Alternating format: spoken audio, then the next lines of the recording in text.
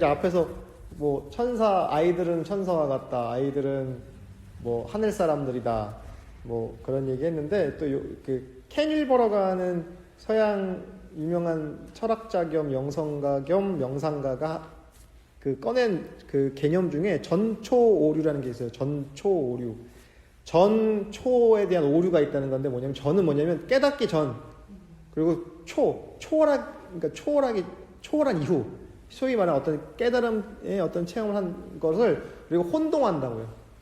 그러니까 아이들은 깨달은 건 아닌데 깨달음을 비유를 하는 건데, 그러니까 아이들이 하늘 사람과 같다고 했을 때 아이들은 그렇게 해맑고 천진하다는 뜻이지 아이들 상태가 되는 게 아니거든요. 애가 되는 건 아니에요. 그러니까 깨달음을 얻었다는 게 애처럼 행동하고 애처럼 판단하는 건 아니거든요. 그와 같은 어떤 천진난만함, 그와 같은 순수함을 하는 거지. 반대의 경우도 마찬가지죠. 그래서 이제 전초오류라는 개념을 제가 좋아하는 이유가, 요즘에 어떤 종교인들이나 이런 사이비 이런 사람들을 왜 저렇게 말도 안 되는 행동을 하지라고 판단할 때, 저 사람은 깨달은 사람이니까, 어떤 초월해 있는 사람이니까 저렇게 행동해도 되라고 하는 어떤 면죄부를 주거든요. 아니에요. 깨달은 사람도 상식적으로 행동해요. 네, 깨달은 사람도 상식 안에서 활동하지, 뭔가 나는 깨달았으니까 죄가 없다? 그거 오류죠. 전초 오류라고 하는 어떤 개념 속에서 담긴 건데, 이제 그러니까 상식에 기반한 깨달음을 구현해야 되는 게 상식적인 행동. 네, 뭔가를 극단적인 상황, 그런 것들 사건이 많이 있었어요. 우리만 그런 건 아니고, 사실 어떤 의미에서 한국 사이비들은 그래도 좀 그래, 요즘에 JMS나 이런 거 보면 낮지도 않지만 서양 사이비들도 많거든요. 미국에도 사이비 종교가 일부 다처제하는 종교, 그러니까 남자 교주가 수십 명의 처를 거느리는 거예요. 그게 자연스러워. 그리고 미성년자들도 있어요, 그 중에서는. 근데 그게 자연스러운 거죠. 왜? 나는 신의 대리인이고 하나님의 어떤 대행자이기 때문에 괜찮은 거야, 그게. 우리나라도 그런 거 있어요. 특정 단체를 말하긴 하지만. 근데 이제 상식선에서 구현되는 거예요. 깨달음이라는 것도. 무언가 어마어마한 UFO 타고 우주를 왔다 갔다 하는 그런 개념이 아니라 이 현실 세계 안에서 구현돼야 돼요. 근데 그렇기 때문에 성인들이 왔다 가면은 버전업이 될 수밖에 없어요. 3000년 전, 2500년 전, 2000년 전의 어떤 정서와 문화는 지금 그때 성인들을 깨달음을, 어떤 문화 양식을 지금 할 수는 없는 거죠. 예를 들어서 2000년 전에, 2500년 전에 하루 한 끼 먹고 수행했다고 지금 한 끼 먹고 수행할 수 있나요? 움직이는 활동량과 노동량이 다르기 때문에. 그럼 우리 3끼 먹어야 돼. 저는 아침 귀찮아서 안 먹어서 2끼 먹는데 어쨌든 3끼를 먹어야 된다고, 평균적으로. 근데 대신 이제 그런다고 하더라고요. 한 끼를 왕창 먹어서 하루 한 끼를 먹는데 3끼 먹을 분량을 합쳐서 한 끼를 먹는다고 하더라고요. 어쨌든 이제 깨달음이라고 하는 것도 어쨌든 상식의 범위 안에서 구현돼야 된다. 근데 상식은 바뀌잖아요. 2000년 전 상식과 지금 상식은 다를 수 있으니까. 그러니까 사실은 이제 좀 어려운 표현하면요, 성인과 성인들은 서로 그러니까 마치 바톤 터치하듯이 계속 나온단 말이에요. 왜? 바뀌어 있는 문화와 그 시대의 상식에 맞춤형으로 티칭을 해야 되니까. 그렇게 볼 수가 있습니다. 요게 지금 제가 책을 한 권 가져온 게 뭐냐면, 책 광고하려는 게 아니라 마음의 문을 닫고 숨어버린 나에게 라는 책이에요. 심리학 책인데, 지금 제가 몇 주째 오늘까지 하고 오늘 마무리 일단 지으려고요. 방어기제에 대한 얘기를 횡설수설로 그냥 이렇게 심리학적이지 않게 얘기를 했는데, 혹시 관심이 있으시면 이 책을 보면 우리가 나는 어떤 방어기제를 가지고 있냐, 방어기제 테스트하는 것도 있고 그러긴 한데, 일반 심리치유나 이런 데서는. 근데 이 책은 심리학 책 안 같아요. 대학 교재 같지 않게 읽다 보면 다 내 얘긴데? 이거 내 얘긴데? 이렇게 공감하는 내용들이 많아서, 혹시 관심이 있으면 필요하면 제가 빌려드릴게요. 저는 옛날에 다 봐가지고. 저는 책을 안 접고 읽는 편이에요. 새 책 같아. 몇 년 된 책인데. 필요하시면 여기 끝나고 빌려드릴게요. 그렇게 엄청나게 어려운 책은 아니고요. 대중서입니다. 대중심리 심리서적입니다. 네, 마음의 문을 닫고 숨어버리는. 이게 우리가 방어기제라는 건 결국에 진짜 이 제목에서처럼 자기라고 하는 걸 꽁꽁꽁 싸매고 문을 닫아버리고 숨는 거거든요. 그러니까 자기 안에, 자기라고 하는 외피 안에 숨어버려요. 자기가 이제 숨어버리는 거죠. 그러니까 뭐 불린이 부정이니 여러 가지 숨는 다양한 방법과 뭐 기술 그런 것들을 이제 그 방어계제로 하는데 뭐 특히 부정적인, 왜냐면 방어계제는 여기서는 이제 그런 얘기는 안 했지만 긍정적 방어계제 같은 것도 있거든요. 승화라는 게 있어요. 왜냐면 예를 들어서 내가 뭐 그렇죠. 그런 것도 승화가 되는 거죠. 난 괜찮아. I'm fine. 뭐 이렇게 좋게. 그러니까 근데 좀 더 디테일한 예를 들면 예를 들어서 내가 한쪽 다리가 없어요. 사고를 잃었어요.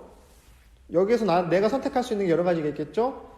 내가 이 다친 다리를 내가 멀쩡하지 않은 네 다리를 원망하고 나를 이렇게 만든 세상과 부모와 주변 사람들을 원망하고 거기에 막 일생을 그냥 막 그 저주와 어떤 이런 걸로 살아갈 수도 있겠지만 누군가는 이걸 가지고 비록 내가 한쪽 다리가 불편하지만 그래도 괜찮아. 이걸 가지고 내가 새로 더 긍정적인 방식으로 내가 삶을 개척할 거야. 그 전신 화상 입었던 그 김지선 씨인가 왜 지금 교수가 되셨더라고 이번에 보니까. 그렇죠? 그분은 신앙의 힘으로 극복한 거죠. 승화한 거죠. 예를 들어서 뭐 그런 유사한 사건을 입은 누군가 있다고 칠게요. 문밖에도 안 나오고 내 이런 슈직한 모습을 내가 보여줄 때 난 이걸 감당할 수 없어. 그리고 왜 나는 무슨 업으로 무슨 하나님을 날 미워하나 봐. 아니면 뭐 나는 전생에 무슨 죄를 졌길래 이런 고통을 당합니까?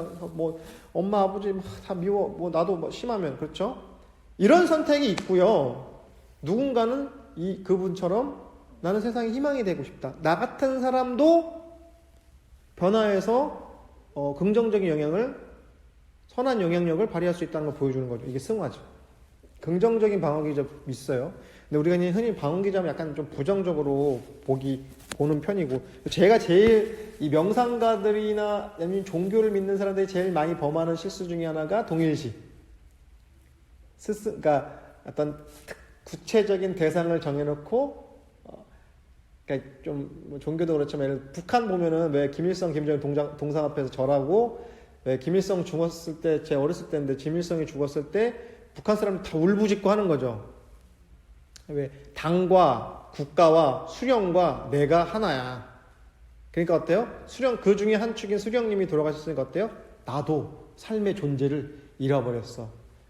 그러니까 진짜 그래서 제가 뭐 어떤 그런 교육 받으러 북한 관련된 교육 받으니까 그거 거짓 물론 가짜로 눈물을 흘리고 이렇게 하는 사람도 있겠지만 아마 대다수의 북한 국민들은 진심이었을 거라고 하더라고요. 진짜 그렇게 믿으니까. 왜? 평생 그렇게 교육 받았으니까, 학습됐으니까. 예를 들어서 뭐 스타, 연예인, 우리 오빠 건들지 마. 옛날에 그래서 그런 거 지금은 좀 성숙해서 안 그러는데 왜 옛날에는 뭐 H.O.T 팬들과 잭스키스 팬들이 서로 싸웠다. 알죠? 누군지? 그 세대예요? 누굴 좋아했어요? H.O.T 좋아했어요? 잭스키스 좋아했어요? 여성분들은 H.O.T를 좋아했고 남성분들은 뭐 잭스키스 좋아했대요. 근데 막 이제 그게 중요한 게 아니라, 그러니까 어때요?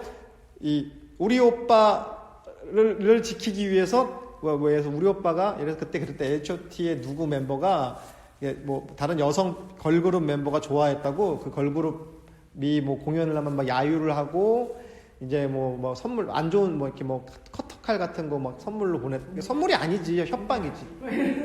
우리 오빠 건들지 말라고 막 이런 거. 동일시. 완전한 일치가 된 거죠. 부정적으로. 네. 그런 것들 동일시. 그래서 사실 그렇죠. 그렇죠. 그러니까 우리 오빠 건들지 마가 되는 거예요. 그런데 사실 이 명상의 가장 대표적인 효과 중에 하나는 탈동일시예요. 동일시에서 떨어뜨리니까. 그래서 계속 반복해야 되겠지만 온전한 인간으로 기능할 수 있게 만드는 거예요. 깨어있는 나, 독립된 나. 그래서 부처님께서 말씀하신 그 일곱 발자국 걸으면서 얘기했던 천상천하의 유아독존. 이 하늘과 땅 위에 오직 내가 홀로 존귀하다.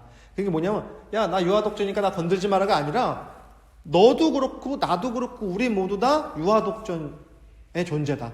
홀로 깨어있는 존재다. 밤하늘의 별과 같이 반짝반짝, 물론 태양이라고 하는 빛을 받아서 그러기도 하지만 반짝반짝한 별처럼 깨어 있는 거예요. 근데 그게 모였을 때 엄청난 파워를 내는 거죠. 그래서 사실은 명상은 오롯하게 혼자서 서 있는 그 상황이 구축되고 나서 더 큰 가치로 나가는 거지, 반대로 나의 힘은, 나의 인력은 뺏기고 그냥 어떤 거대한 관념과 대상에 일치시키는 게 아니에요. 내가 깨어 있어야 돼요. 그러니까 사실은 어떤 이 깨달음의 영성으로 놓고 봤을 때는 되게 중요한 키워드예요. 내 안에 다 가지고 있거든요. 반짝반짝거리는 어떤 지적인 힘, 지혜의 힘, 영적인 힘을 내가 가지고 있는데 더 큰 태양 뭐 필요해. 나 이미 여 안에서 엄청나게 큰 태양빛이 이미 불이 그냥 활활 타고 있는데 밖에서 찾는 거죠. 그래서 이제 동일시를 제거할, 탈동일시를 시키는 가장 강력한 노고는 명상이죠. 뭐 다양한 여러 가지가 있을 수 있겠지만, 뭐 다른 분들은 뭐 다른 게 더 좋다고 하겠지만, 저야 명상 가르치는 사람이니까 명상이 제일 좋다고 하는 거죠. 요런 태도, 이게 탈동일시적인 태도죠. 왜? 명상 아니면 안 돼요. 그거 다 필요 없어요. 명상이 다 만병통치예요. 명상하면 모든 마음의 문제가 해결돼요. 명상도, 다른 뭐 상담도, 종교도 라고 해야 되는데, 명상만, 우리 하나님만, 우리 어떤 가르침만이라고 했을 때 이게 동일시죠. 근데 그것도, 반대, 저것도 다 다양성을 인정하는 거죠. 그게 사실은 탈동일시의 시작이에요. 이거 아니면 안 돼. 예를 들어서 아까 사랑에 빠진 석 달간의 식음을 전폐했다가 다시 연락 온 여자친구를 생각한다고 하는데, 그 여자 아니면 안 되나? 되거든. 이 남자 아니면 안 되나? 되거든요. 지금은 그렇지. 근데 사실은 이 사람도 나에게 의미가 있었지만, 사실은 그런 상황은 되게 동일시한 거죠. 그 여자친구는 나의 모든 것. 그녀는 나의 모든 것. 물론 사랑하는 태도가 그런 게 물론 아름답지만, 사실 명상가의 사랑은 너가 꼭 아니라도 되는 약간 그런 태도? 근데 되게 좀 뭔가 낭만은 없어요. 근데 사랑할 때는 뜨겁죠.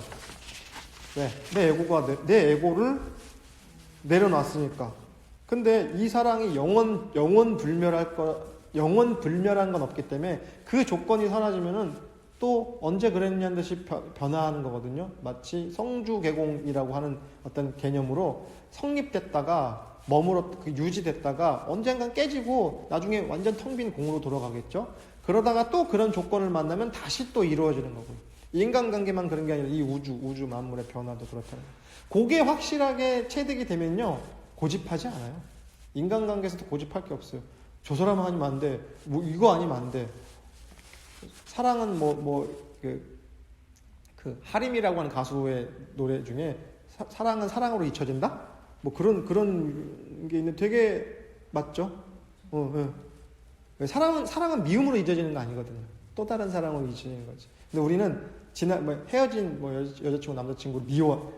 아유, 저거 꼴보기 싫은데 저거 잘 헤어졌다. 이게 아니라, 그래서 떠날 때도 굿바이도 아름답게. 왜 혹자는 사랑이 이별이 어떻게 아름답냐는데, 명상가들의 이별은 아름다울 수 있죠. 우리가 그래서 여기 서양 명상가들 이혼 많이 하거든요. 서양은 기본적으로 이혼이라는 걸 그렇게 터부시하지 않기 때문에. 근데 이제 동양적 관점에선 이혼은 참고 네가 배려하고, 물론 그 가치도 소중한데, 필 수도 있죠. 인간인데, 그들도 인간인데.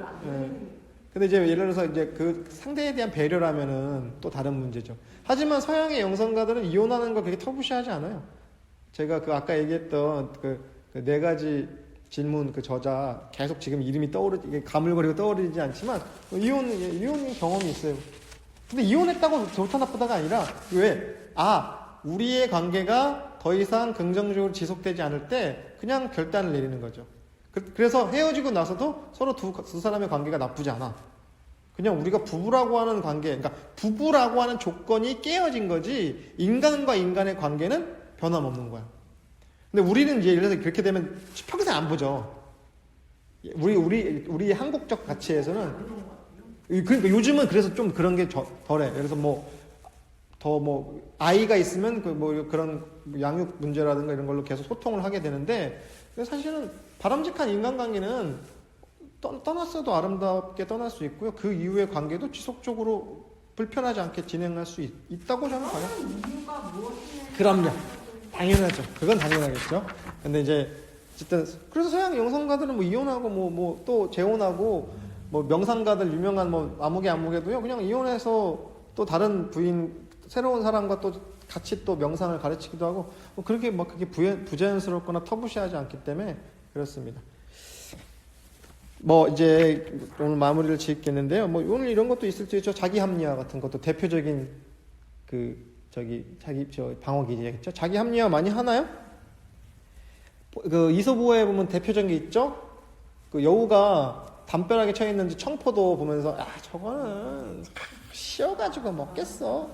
야 저거는 딱 보니까 쉬다 쉬어. 이런 거 있죠. 대표적인 자기 합리화의 하나의 모습이겠죠. 우리 자기 합리화 많이 해요.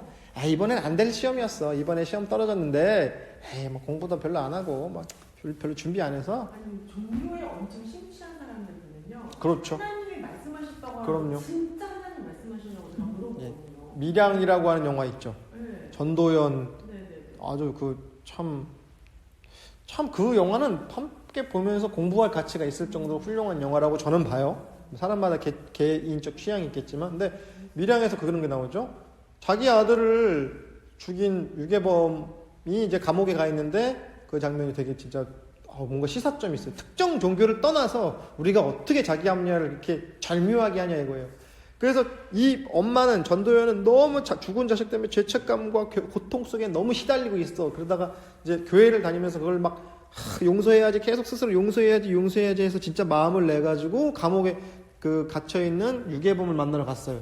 유괴범이 너무 편안한 얼굴로 그분도 연기 잘해 배우인데 너무나 그러니까 너무 잔잔하고 차분한 표정으로 자기는 구원을 받았다는 거예요. 하나님이 내 죄를 다 용서해 줬다는 거예요. 그랬더니 전도연이 그거 너무 기가 막혀서 완전히 막 이 절규를 하는 게 있어요. 그 장면이 너무 이게 뭐라고 표현을 할지 모를 정도로. 근데 이건 그 종교가 아니라 우리 모든 인간 그래요. 네. 근데 이건 나쁜 상황이니까 그렇죠. 이해가 딱 되잖아요. 그렇죠. 근데 같이 정말 친한 네. 정말 친한 언니인데 정말 친한. 정말 예쁘게 하나님을 믿어서 저도 그 일을 당하게 됐거든요. 좋아요. 거기까지는 되게 좋아요. 요즘에 약간 과해지는 네, 느낌이 네. 있으면서 네. 느낌이 없다는 거예요. 하나님이 이걸 이렇게 하라고 그렇죠. 말씀하셨어요. 그렇죠. 근데 그 언니 생각인 것 같은데 정말 네. 하나님 했다고 하는 거예요. 맞아요. 대표적인 그러니까 이걸 그것도 동일시에도 또 영향을 받은 거죠. 그러니까 자기의 뜻을 하나님의 뜻으로 대행하는 것처럼 자기의 뜻을 그냥 대리로 설명하는 거예요. 먹고 싶어서 먹어놓고 하나님이 먹으라고 있어 뭐 이런 느낌. 근데 저는 진짜 그 언니 너무 좋아. 네네네. 더 이상 그거 진짜야라고 막 자꾸 물어보면 싸움이 될 것 같아요. 네네. 근데 옆에서 보는 사람 입장에서는 조금. 근데 이제 그게 합리화를 하는지 아는 것과 내가 합리화하는지도 모르는 것과는 구분을 해야 될 거예요. 예를 들어서 그러니까 진짜 믿는 거죠. 진짜로 믿는데 너 그거 자기 합리화야. 물론 그럴 수도 있지라고 자기가 이렇게 인지를 하는 경우가 있고 아니야 이거 진짜 하나님의 뜻이야. 완전 철석같이 믿고 있죠. 근데 이제 명상적 관점 아니면 저의 선의 관점에서는요. 하나님이 있고 내가 있다는 관점, 대상이 있잖아요. 그럼 이제 사실은 그거는 분리되어 있는 그 관점이기 때문에 사실 긍정적인 건 아니에요. 분리되어 있기, 하나님이 있고 내가 있다. 부처님이 있고 내가 있다. 그러니까 상대되는 가치는 사실 분별이거든요. 근데 우리가 명상을 하고 선을 하는 이유는요. 이 분별을 끊기 위한 거죠. 하나님이 지시하지 않으면 안 살 건가요? 지금 숨을 들이쉬고 내쉬는 것도 하나님한테 허락받고 할 건가요? 근데 동일시가 더 위험하지 않나요? 그러니까 요거는 동일시랑은 좀 다르게 봐야 되는데, 그러니까 동일시는 위험하죠. 기본적으로. 동일시의 관점은 상당히 위험하죠. 왜? 긍정적으로 기능할 수도 있어요. 예를 들어서 어떤 상위의 가치를 추구할 때는 되게 좋을 수 있죠. 뭐 사람들의 의견을 하나 통일시킬 때는 되게 강력한 매개가 돼서 사실은 모든 종교나 조직에서는 동일시를 이용하죠. 다단계 같은 데도 많이 그래요. 다단계에서도 많이 사기꾼들 동일시 많이 이용하는데 근데 긍정적인 방향으로 동일시를 활용하는 경우는 많죠. 어떤 동일한 목적을 위해서 우리 국민들이 똘똘 뭉쳐야 된다. 우리 조직에서 그러니까 훌륭한 가치 뭐 전쟁에서 뭐 이웃 나라를 쳐들어가자 이런 게 아니라 뭐 나라가 어려운데 우리가 뭉쳐서 뭐 어떤 성장, 뭐 국가를 성장시키자 이런 어떤 좀 긍정적인 가치를 이룰 때는 동일시가 아주 강력한 파워를 이루는데 거기서 개인의 소외 현상이 나타나는 거죠. 이렇게 열심히 하는데 나는 뭐지? 이런 하나의 거대한 기계의 부속품 같이 느껴질 수도 있기 때문에 그렇기 때문에 동일시를 씀에도 불구하고 동일시를 깨어나게 하는 두 가지의 어떤 기술 이런 걸 다 활용해야 되는 거예요. 그러니까 국가가 어느 일정 부분 성장하면요 개인의 행복을 보장해 줘야 되는 거죠. 근데 개인의 행복은 내려놓고 국가를 위해서 다 충성하고 희생해 라고 할 때 동일시가 좀 도구로 쓰는 거죠. 어느 정도 가치가 형성되고 이루어지고 나서는 개인의 성장을 같이 동시에 보장해주고 해줘야 되는데 위정자들은 그렇게 안 하죠. 네가 희생을 해야지. 국가를 위해 희생해야지. 군대 가야지. 자기 자식들은 다 군대 빼놓고 자기 자식들은 뭐 퇴직금으로 몇십억씩 줘도 일반 서민들 청년들은 당장 뭐 이렇게 월세 걱정해야 되고 이런 상황들 이런 거 상당히 동일시를 악덕으로 활용하는 경우가 있죠. 근데 명상에서 관점에서의 주객을 일치시킨다는 건 좀 다른 거죠. 왜? 깨어나는 거기 때문에 이때는 대상이 없는 거예요. 동일시할 대상이 없어지는 거죠. 동일시를 하는 상대가 없어졌기 때문에 사실 동일시가 아닌 거죠. 이미 그거를 넘어섰기 때문에 주객을 초월했으니까 주관과 객관, 국가라고 하는 이념이라고 하는 사상이라고 하는 대상에서 벗어나는 거예요. 그런 거 없어. 원래 그렇게 뭔가 나의 상대처럼 끊어졌어. 그래서 뭐 언어도단이라고도 표현하거든요. 그 언어도단 말과 글로는 이제 표현할 수 없어. 그것은 왜 대상이 사라졌으니까. 대상이라고 하는 게 없어. 그러니까 하나님도 사라져요. 진짜 내가 하나님이면은 자식들이 자꾸 다 큰 자식들이 캥거루족처럼 계속 물어보고 허락받고 하면 귀찮을 것 같아. 야, 너 이제 20살 넘었으니까 네가 알아서 해. 라고 할 것 같아요. 내가 하나님이라면은. 근데 우리 아빠 다 큰 자식이 30대 40대 된 자식이 엄마 나 이거 집 사야 되는데 어떻게 할까? 엄마 우리 애 키워야 되는데 어떻게 할까? 엄마 아빠 계속 엄마가 어떻게 할 것 같아? 엄마 도와주라는 소리죠. 그치 그럴 수 있는데 진짜 성숙하게 저기를 하려면 야 너 다 컸는데 이제 네가 알아서 해. 자꾸 나 찾아오지 말고 네가 알아서 이거 뭐 그것도 네가 하나 제대로 못해? 라고 하겠죠. 근데 자식들이 이제 나중에 명분을 만들고 합리화를 시키려니까 어때? 자꾸 엄마 팔고 아빠 팔고 하나님 팔고 부처님 팔고.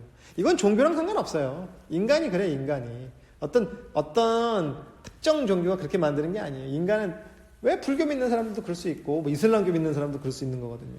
이거 하나님이 너 주라고 했어 안 주고? 그럼 더 주라고 그러세요. 그거 말고 더 줘. 하나님이 아마 더 주라고 했을 거야. 이거 아닌데? 다른 하나님이 그거 아니라고 했을 텐데. 내 꿈에 그거 아니야. 그거 아니라고 했는데 나한테는 하나님이 그렇게 얘기 안 했는데. 지연아 저거란다. 더 큰 거란다. 이렇게 할 수 있겠죠. 이게 뭐냐면은 농담이지만 그런 것들은 참 허술한 거죠. 공격받을 만한 충분한. 그리고 그에게는 보이고 나에게는 안 보이면 합리성 그리고 보편 타당성 이렇잖아요. 그 하나님이 나한테는 얘기 안 해. 언니네 하나님, 그럼 언니의 하나님이잖아요. 큰 사람이든 말씀하시는 그것도 합리화죠. 나를 안 믿으면 그 하나님은, 예를 들어 그 하나님, 그 부처님은 왜 언니한테만 작용해? 왜 언니한테만 작용해? 나한테도. 엄청 하니까. 아니, 하나님이 그럼 기도를 하니까 들어주고 안 하면 안 들어주면 그 하나님은 편협한 하나님이잖아. 그들에게만 기능하는 하나님이잖아. 그러니까 따지는 게 아니라 만약에 진짜 그렇다면 그 부처님 그 하나님은 믿는 사람한테만 제공을 해주면은 되게 편협한 하나님이죠. 거래. 내가 커피값 5,000원을 냈으니까 커피를 주는 저 알바생과 뭐가 다르냐는 거죠. 내가 기도나 어떤 조건을 제시했을 때 거기에 반응해주는 하나님은 되게 편협한 하나님이고 편협한 부처님인 거죠. 그래서 하나님은 부처님은 무소부지하시고 아니 계신 곳이 없는데 왜 언니한테만 작용해? 나한테는 작용 못하는데? 목사님한테 여쭤봐야지. 물어보세요. 그럼 이제 별로 안 좋아하실 수도 있지만 제 관점에서는 명상적 관점에서는 뭐 제 관점이 꼭 명상적 관점이 아닐 수도 있겠지만 뭐 진짜 저의 개인적 관점일 수도 있겠지만 사실 신학에서도 그래요. 예를 들어서 왜 그 예정론 같은 거 있잖아요. 하나님 이미 구원해 줄 사람 다 정해놨거든요. 예정론적 신학에서는 왜 우리나라 장로교, 이거 좀 전문적인 얘기인데, 우리나라에서 장로교는 칼뱅주의라고 하거든요. 칼뱅주의. 그럼 이미 구원받을 사람 다 정해져 있다는 거예요. 예정돼 있다고. 근데 왜 그래? 우리는 모르기 때문에 열심히 사는 거야. 내가 구원을 받을 건지 안 받을 건지를 모르니까 열심히 사는 거예요. 역으로 그게, 그러니까 종교에서, 그러니까 나는 구원 못 받을 수 있으니까 막 살아야지 하는 역기능으로 나올 수도 있겠지만, 그래서 열심히 살라고 가르치는 거거든요. 하나님 언니를 구원했는지 구원 안 했는지 어떻게 알아? 믿고 믿는 거지, 믿는 거. 그래서 오직 믿음이라고 하는데, 제가 뭐 신학을 모르니까 그걸 뭐라고 말은 못하지만, 어떻게 하나님의 뜻을 내가 예단하냐고요. 그게 하나님 뜻인지 어떻게 알아? 감히 우리 같은 정말 미물이 어떻게 저 위대한 하나님의 뜻을 알아? 그쪽에서는 다 알아요. 저만 몰라요. 그들만 아는 하나님은 그러니까 지역적 하나님이죠. 네, 그들만 아는 하나님은 지역적 하나님이야. 국소적인 하나님이야. 위대한 그러니까 우주 만물을 창조한 하나님은 아닐 수도 있어요. 감히 말하건대 그들에게만 통한다면은 그건 거기서만 작용하는 신이지. 예를 들어서 성황당, 우리 동네 성황당에다가 치성드리니까 뭐 아들 낳았다 정도밖에 더 돼? 그 동네 어떤 무슨 리에서만 기능하는 우리 동네 바위에다 금줄 걸어놓고 거기다 옛날에 시골 가면 지금도 그런 거 있잖아요. 금줄 걸어놓고 여기다가 떡 갖다가 떡실을 올려놓고 하면 그거는 들어주는 정도? 저 금산사 가면 초입에 금산사 이제 절에 가면 왜 산신령 모셔놓는 그런 거 있어요. 성황당 같은 거 있어요. 그럼 거기다 막걸리도 뿌리고 왜 소원 성취하려고 내 소원만 들어주는. 그럼 하나님 모독하는 거예요. 그건 부처님 모독하는 거예요. 내 소원만 들어주면은 하나님 모독. 소원을 안 들어줄 수도 있잖아요. 들어주면 안 되는 소원일 수도 있잖아. 저 소원은 절대 들어주면 안 돼. 코인 떡상하게 해주세요. 왜 안 빌겠어? 빌 수 있잖아요. 내가 투자한 코인 떡상하게 해주세요 라고 빌었는데 하나님이 들어주면 큰일 나지 않나요? 그건 들어주면 안 되는 소원이잖아. 반대로 천천히 들어야 되는 소원도 있겠죠? 하나님 저 키 크게 해주세요. 초등학생이 너 중고등학교 되면 알아서 커. 천천히 들어주니까 즉각 들어주는 거 있을 수 있죠. 어떤 소원을 빌었는데 즉각적으로 이거는 합당하니까 바로 결과를 볼 수도 있겠죠. 그리고 반대로 들어주면 안 되는 소원도 있어. 근데 그 안 들어주면 어때요? 아까 얘기한 애는 어때요? 저거 사줘, 과자 사줘 하고 막 발버둥 치고 마트에다 들어눕잖아요. 근데도 사주면 안 되잖아. 버릇 나빠지니까. 하나님이 우리를 훈육하는 게 그래요. 근데 우리는 가서 마트에서 들어눕는 것처럼 들어줘 했더니 사탕 하나 얻어먹고 그냥 달래려고, 야 이거는 안 돼, 장난감은 이거 사줄 수 없으니까 사탕 하나 물려주고 데리고 나오는데, 하나님 내 소원, 아빠 엄마가 내 소원 들어줬다 이러고 만족하는 그 철딱선이 없는 애기밖에 더 돼? 하나님과 거래 트는 거 아니에요. 부처님과 거래하는 거 아니라고. 어떻게 거래를 해? 우리는 이 우주자, 그러니까 원불교식에 의하면 법신불의 진리가 어떻게 작용하는지 감히 내 요 작은 지혜로는 측량키 어렵기 때문에, 그래서 진리 아닌 게 없다는 거예요. 역으로. 이게 저 부족해 보이고 뭔가 허술해 보인 저것도 진리의 현현이야. 진리가 나투는 건데, 우리는 내 기준에서 이거 좀 부족한데? 이렇게 보는 거. 이건 그래서 진짜 하나님 잘 믿어야 돼. 하나님이랑 거래 트는 거 아니라니까. 하나님 이미 다 정해놨어. 뭐 하신대요? 조르는 거. 그래요? 되게 예쁘게 믿는 사람이에요. 예. 막 강요하거나 뭐 하지 좋아요. 않고 되게 좋았었는데 살짝 조금씩. 하나님 잘 믿어야 돼. 부처님, 그러니까 여기서 얘기하는 하나님 부처님은 그냥 사실은 동일한 거예요. 뭐 진리, 이거 저는 개념을 그냥 똑같이 써요. 하나님이라고 쓰고 부처님이라 읽어도 상관없어. 저한테는 뭐 아니라고 하는 분들도 있지만 이제 그건 그분들 말이 맞는 거고, 제 입장에서는 하나님이나 부처님이나 제 이름이 뭐 박대성인데 뭐 집에서는 뭐 개똥아라고도 부를 수 있는 거고. 그러니까 왜냐면은 이름은 각각 다르지만 부르는 존재는 하나다고 보거든요. 그거를 인정하지 않을 수도 있지만 저희들 관점에, 그러니까 제 관점에서는 그냥 이름만 다르지 불리는 건 똑같아. 파더라고 하나, 아빠라고 하나, 파파라고 하나, 같은 대상이라고 보는 거기 때문에, 그래서 제가 하나님 잘 믿어야 된다는 건 부처님 잘 믿어야 된다는 말과 또 동일한 표현인데, 그래서 하나님 잘 믿어야 돼요. 예. 하나님은 내 뜻대로 해줄 리가 없어요. 절대로. 왜냐면 거기서 여기서 말하는 내 뜻은 에고잖아요. 하나님은 절대 내 에고에 맞춰서 하지 않아요. 그러니까 안 들어준다니까. 안 들어주지 못할 건 들어주지 않는 거고, 들어줘야 되는 거는 100% 바로 들어주고. 자, 그러니까 하나님은 천지는, 그러니까 동양식으로 치면 천지는 불인, 어질지 않아요. 칠 때 가혹하게 치죠. 만약에 그 하나님이면은 나한테는 나쁜 일이 하나도 안 일어나야 돼. 그런 하나님이라면. 저 기독교 공의로운 하나님은 공의롭다 하죠. 하나님을 표현하는 표현 중에 공의로운 하나님이라고 하거든요. 절대 사적이지 않다고요. 하나님은 내 소원을 절대 들어줄 리가 없어요. 조르는 거를 절대 좋아할 리가 없어요. 모르겠어. 내가 이제 감히 기독교를 얘기하는 게 아니라 그런 부처님은 없어요. 내 사적인 소원을 들어줄 리가 없어요. 그러니까 그러면 당연히 비 올 때 기도하면 바로 비가 와야 되고, 가뭄에 바로 비가 오고 막 기우제 지내야 되거든요. 그렇지 않거든요. 저 1500cc 차 필요해요. 지금 막 차키까지 갖다 주세요. 이렇게 해야 돼. 근데 그러면 뭐예요? 그건 재벌 2세, 3세가 비서한테 시키는 거지. 감히 네가 하나님을 사적인 걸로 도용해? 공의로운 하나님인데, 공의로운 부처님인데 그런 하나님은 없어요. 내가 아전인수하고 합리화하는. 그럼 나는 내가 하나님이면 되게 불쾌할 것 같아요. 내가 언제? 너한테? 나는 사사가 없는데. 공의로운 하나님인데. 성경에 그런 표현이 나온대요. 하나님은 공의로우시다고. 이제 몰라요. 비판하는 건 아닌데 말을 하다 보니까 그렇게 되는데 저는 그렇게 생각해요. 그래서 저한테 벌어지는 모든 일은 법신불이 그냥 주신 거고 법신불이 나타나는 거다. 왜? 그래서 좋고 싫고 내가 정하는 게 이건 좋고 싫고 나의 에고의 분별이야. 근데 하나님은 그런 거 없이 주는 거예요. 100% 주는 거예요.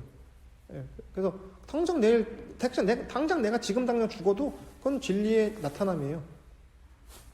사실은 좀 냉정하게 하면 울고불고 슬퍼할 일도 아니야. 갈 때가 됐으니까. 그러니까 초연하죠. 이 명상가들은 실제 되게 초연할 수밖에 없어요. 매번 죽음을 목전에 두니까.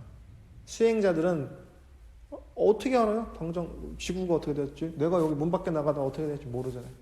그러니까 초연한 거예요, 사실은. 그리고 왜 그러니까 초연한 죽음을 앞둔 사람은 또 즐거울 수밖에 없죠. 이미 다 아는데 결과를. 얼마 전에 지지난주 월정사를 갔다 왔는데 그 오대산 월정사에 그 옛날에 어떤 방한함 스님인가? 무슨 스님인가? 아니면 어떤 스님이 하여간 그 6.25 때 그랬다는 거예요. 산속의 절들이 무장공비들이 그걸 아지트로 삼기 때문에 국군과 미군들이 폭격도 많이 했고 불 태워서 없애는 것도 많이 했대요. 이제 무장공비들이 거기다 자기들 본부를 만들까봐. 그러니까 이제 오대산 월정사를 이제 태워야 되는 거야. 그 불을 질러야 되는 거야. 국군이 와서. 그래서 이제 스님들 다 이제 빨리 나가라고. 이제 여기 어쩔 수 없이 여기를 다 이제 소각을 해야 된다 했더니 그 큰 스님이 법당 안에 딱 들어있더니 이 절을 태우는 건 니들 일이고 나는 여기를 지키는 게 내 일이다. 그러니까 태워라. 나는 여기서 못 지키니까 이제 여기서 죽을 테니까 태워라 그랬대. 그러니까 계속 신랑이 하다 진짜 죽을 것 같으니까 그 군인 지휘관이 그러면은 나는 또 지휘를 따라야 될 수밖에 없으니까 태우는 척을 해야 되니까 그 절에 있는 그 법당 문짝을 뜯어다가 마당에 태웠대요. 그러니까 이제 태우면 연기가 나니까 이제 얘들이 지시를 따랐구나 해서 그러니까 이건 너는 너의 일, 나는 나의 일. 예를 들어 여기서 하나님의 명령이니까 태워라. 그래 니네 하나님은 그렇게 얘기하는데 그러니까 나의 하나님은 그렇게 얘기 안 했어요. 여기를 지키라고 얘기했단 말이야. 그럼 어느 하나님이 맞아요? 다 맞아. 하나님이 누구 편이겠어요? 하나님은 이슬람교를 믿는다고 편을 안 들어줄까요? 하나님이 불교를 믿는다고 해서 편을 내치면은 그런 하나님이 공의로운 하나님이 아니야. 나의 개인 비서. 그렇다고 내 편만 들어주면 비서지. 절대 역성 들어주지 않습니다. 뭐 그렇게 가르칠 수도 있겠지만 선의 관점에서는 그런 하나님은 없어요. 좀 전문 용어 쓰면 하나님이 얄짤 없어.